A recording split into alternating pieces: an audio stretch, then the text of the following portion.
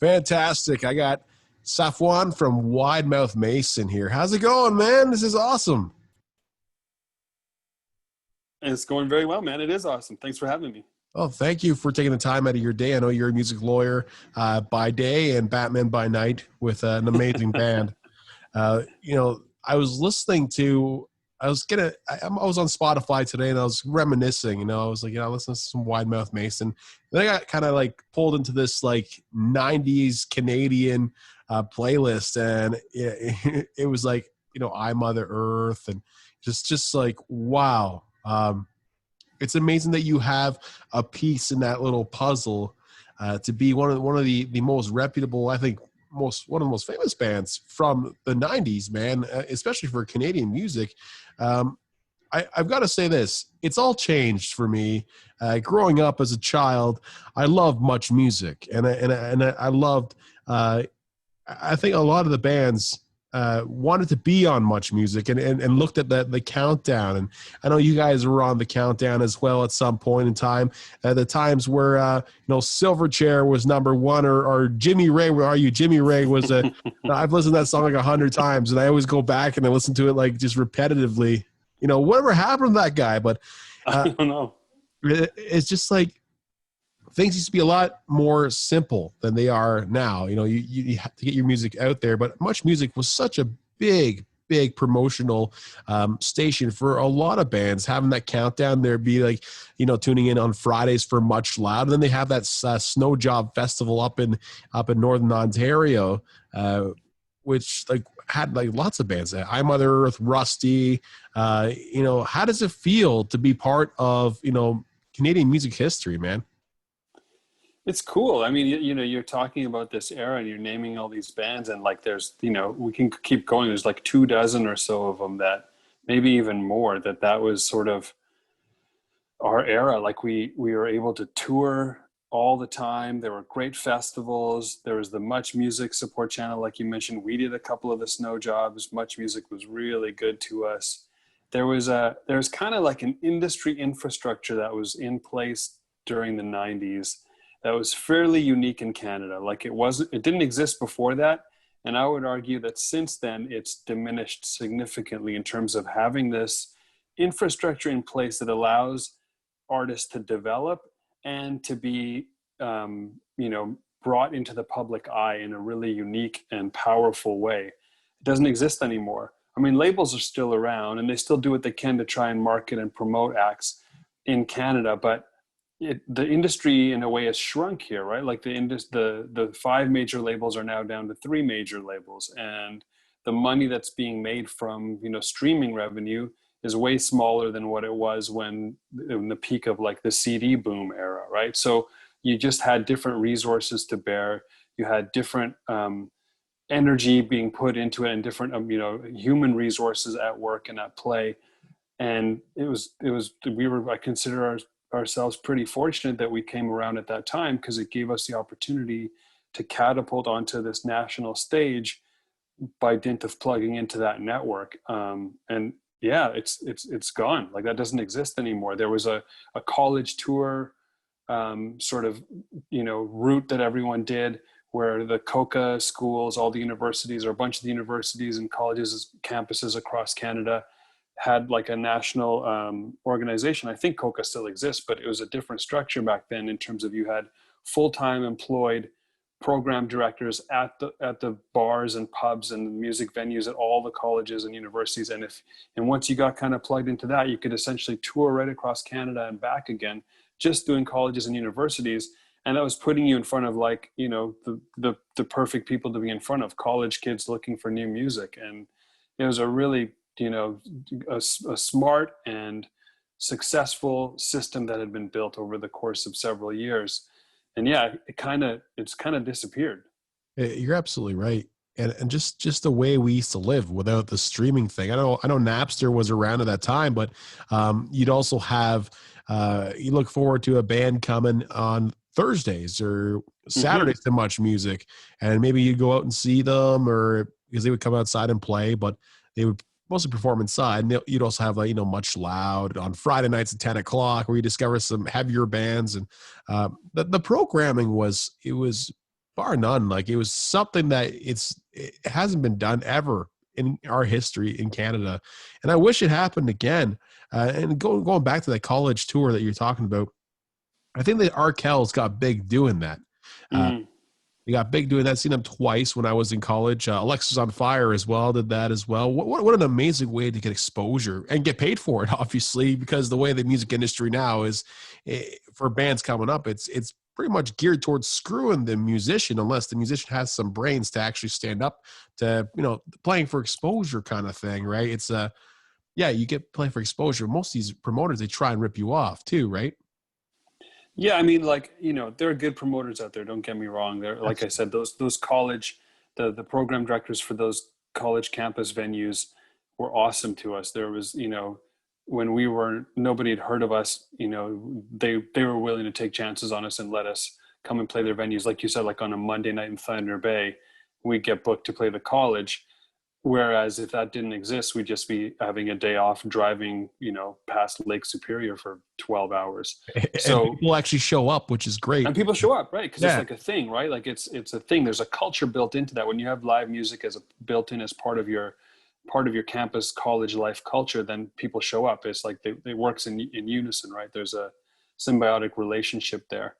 I think you're back to your point about like Much Music. You had people there that was their whole gig. They were young, plugged into music, and their whole gig was about figuring out what's happening, keeping kind of a pulse on the scene of what's happening musically and artistically to some extent, and promoting that and providing a venue to amplify that. And it wasn't just in Toronto that you had shows out in Vancouver. There's a good friend of mine still, his daughter and my daughter are friends. They go to school together, but he had a show on the West Coast called Much West. And he would, consistently do unique stuff out there, including with our band, where you'd give us opportunities that we weren't maybe yet getting in from the Toronto Much offices yet. And eventually we would, in part because of him. So yeah, it was a really cool time to be a part of the music biz. And I'm pretty thankful we did, because it probably gave us the footing to have as long of a career as we've had. Like we're still able to make music. We're still able to put out albums. We're still able to go out and tour and do shows and do festivals. And in large part, I think it's because we were around at the right time. It was the perfect time to kind of get in there. It's incredible. And we could talk about this for ages, man. How things used to be, how things, worked back in the day. The great bands you toured with during that time. But there is one that stands out for me, AC/DC. Hmm. That stands out for me too. It was a crazy tour. It was kind of a last second thing. We shared business managers with them, and they had a tour lined up. It was called the Stiff Upper Lip Tour, and it was supposed to be Slash's band that was opening for them, and then something happened. I don't know what, but something happened where like last second they couldn't do it. And so they were kind of scrambling to find someone. And our business manager was like, "Look, I got a band for you. Check them out, see what you think." And they came back and said, "Look, bring them down. Let's do 3 shows. We're doing the first 3 shows are in Florida. Let's do those 3 and see how it goes. And if it goes well, then we'll talk about more." And it went really well. And I think we did like 20 some, maybe 25 dates with them across the US and into Canada. And it was phenomenal. It's like, you're on tour with AC/DC. They're a machine built for arena rock, and nobody beats them in terms of putting on an arena rock show. It's like you go in every night and people are losing their minds with red horns on, flashing the rock sign. And it's just like, it's chaos, but it's also really like a powerful positive energy in there too. I wasn't necessarily a big AC/DC guy before that, but seeing them every night do that, I think it was like the third or fourth show in where I'm like, oh, now I get it. This is meant to be rock music in an arena with 20,000 people losing their minds, and it's the perfect music for that. And Brian Johnson, that guy has an energy unlike anything else. Sometimes you understand what he's saying, other times you don't. But it's something that you just can't replicate. The guy, he's old now. Obviously, he was old when you were probably touring with him as well. But he's got it. And you know what's great? And you know what's the greatest thing about all that is that he's like the nicest guy. Like he came to our dressing room. They don't need to do this, right? We're just the opening band. They don't need to ever come say anything to us, but he made special effort to just randomly show up in our dressing room one night just to say hey and welcome us and tell us nice things about our music, and just be kind and gregarious and like a mellow dude to be around. And that means something to you. You're like, that guy doesn't have to do that. So yeah, I really I have a lot of respect for him. I hear they have a new album coming out, and the Oh set, man, it's going to be uh, great. I'm you sure know, of it. and you know what? When Brian was taking a bit of a break to help his ears, and Axel replaced him, Hmm. man, that people were really questioning that, but it ended up being that Axel fit the role really well. Like he was very good at that. It Um, kind of made sense, right? Like the voice is not, it's in the right sort of range and right tonal area in a way. So yeah, I think it made sense to me. yeah, man. Let's talk about the 20th anniversary of Stu. Time flies. Time flies from when it came out. Probably, you know, the years have passed by. I know when you have a child, like the time passes It fast. goes faster and faster. Yeah. It's like having your own brainchild, a stew. 20 years ago, you made some stew, and it lasted 20 years, man. Wide Mouth Mason, I always wanted to know why Wide Mouth Mason, but I actually got the answer. You guys got the answer from a Wide Mouth Mason jar that you were drinking at a bar, which is incredible. But it's also really cool to see a band stand the test of time that could probably come tour here where I live and fill the place up. It might not be like what it used to be, but maybe it would be, right? I don't know, because I Well, yeah, have yeah, I listen, man. I give a lot of credit to and give a lot of respect and love and adulation to our fan base. We have a very loyal fan base, and they've stuck with us for so, like you said, we're 25 years deep now, and the fact that we've seen people like go from being children coming to see their first rock concert to parents bringing their kids, or sometimes we'll have like multi-generational where like someone will bring their dad and their kid, and it's like, how cool is that? How cool is it to watch people like go through their life's experiences, and you get to like these little like snapshots, these little pictures, windows into different moments of their life experiences, as an artist who's making something that they really dig. That's pretty cool, man. It's a really unique way to bond with someone and connect with someone, and of all the things that I appreciate, and there are lots of them, in terms of my life as a musician, that's one of the most cherished ones, is those relationships, not only that we have directly with our fans, but the ones that I see amongst our fans with each other as well. Like I've seen, different relationships form from that, whether it's like people got married because they were both Wide Mouth Mason fans and they met on a forum online or at a show, or random people became friends, one from Thunder Bay and one from Winnipeg, or one from Victoria and one from Ottawa, and 10 years later they met up somewhere because they stayed connected because they were Wide Mouth Mason fans. That's really cool. I love that I had access to that and was exposed to that and played some role in it. It's pretty heartwarming. and probably people travel quite some ways to see you guys when they have the opportunity. I know what you're talking about, because I want to go see the Red Hot Chili Peppers, and in the hotel that I was staying at, there was a bar across the street. We were all staying at the hotel, but there's people from like Thunder Bay and the states, and yeah, we're still friends now. Like Yeah. it's so weird, right? We had a few beers, we hung out all night, and we still talk once in a while. It's crazy to see how music brings people together. And, Yeah. and when you said that, it reminded me of the Pearl Jam 10 Club, because there's a lot of people Yeah. who are absolutely obsessed with Pearl Jam, and I had no idea why they were until I started really getting into that band. Um, they're very tight knit, and I feel that's how it is with Wide Mouth Mason. It is. So early on, like very early on, we had a couple of fans who started, like websites for us. This is like when, you had a MySpace page and that was kind of it. But they set up like websites and they were really hip to it and they knew what they were doing. And to this day, one is, we still call her our chef de mission. She still runs our website. She's an amazing person. But they kind of like set up this this online infrastructure and forum for us to be able to connect with our fans, these little chat rooms, right? And so we'd have like interactions with our fans where like weekly we'd have to set aside a time to go into like an internet cafe to go and or get our manager to like print out the emails or the messages that were sent to the message board, and then we'd sit and like write out our answers, either do it at the cafe or write them out and get our manager to type them and write them out. And that was like our initial sort of foray into what is now like normal, right? It's everywhere. Everyone does it. Social media. That was like the beginnings of it, the initial inklings of it. And yeah, it's been a pretty interesting life's experience for me to again be connected to this group of people, really tight knit. And you know, on the one hand, you could ask like, well, why are you guys so interested, or why are we spending time doing this? And I think it's something about what you said earlier about the power of music bringing people together, and both as a creator of music and as a consumer of music.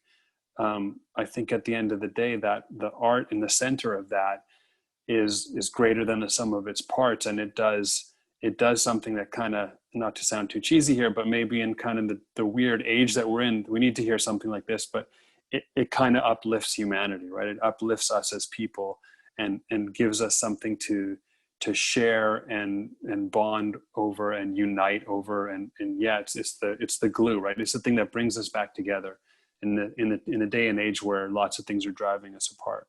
Absolutely. And now more than ever, people need a freaking concert to go to, man. Like, oh God, you're telling me. I'm ready. You know what? I hope you guys come by my neck of the woods, because I'll be the first one in line.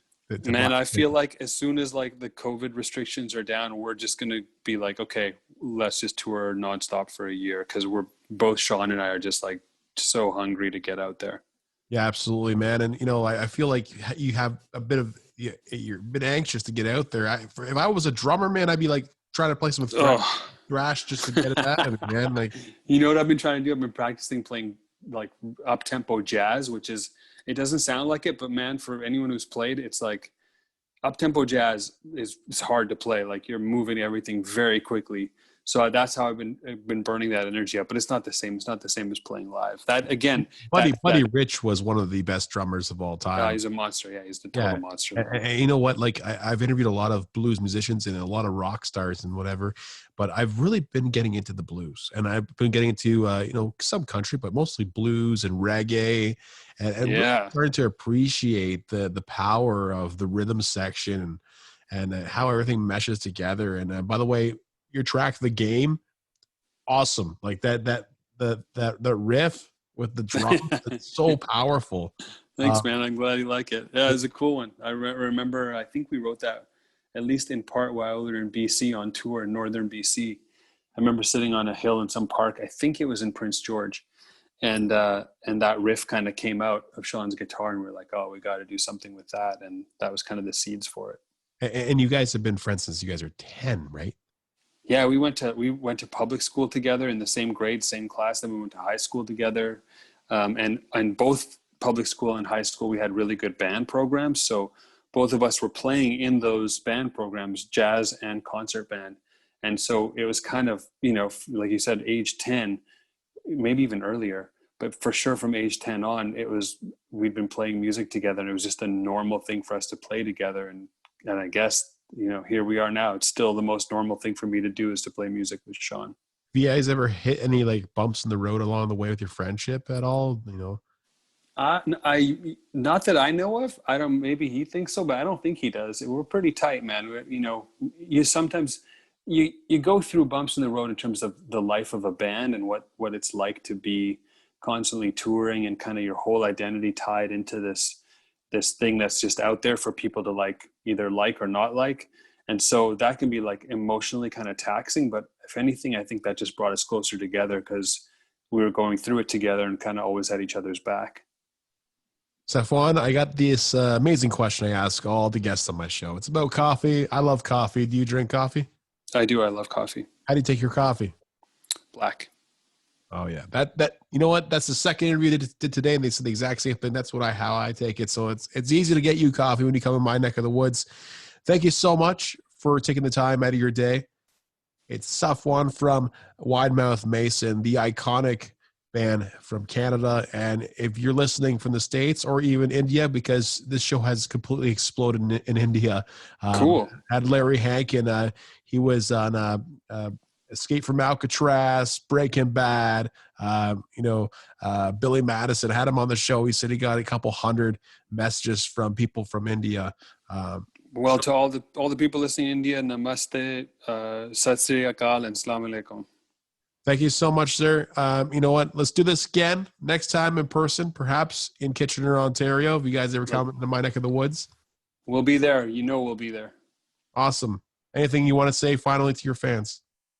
Thank you to our fans, and thank you to you, George, because you know what?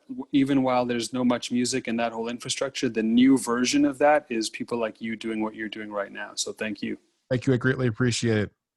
Right on, man.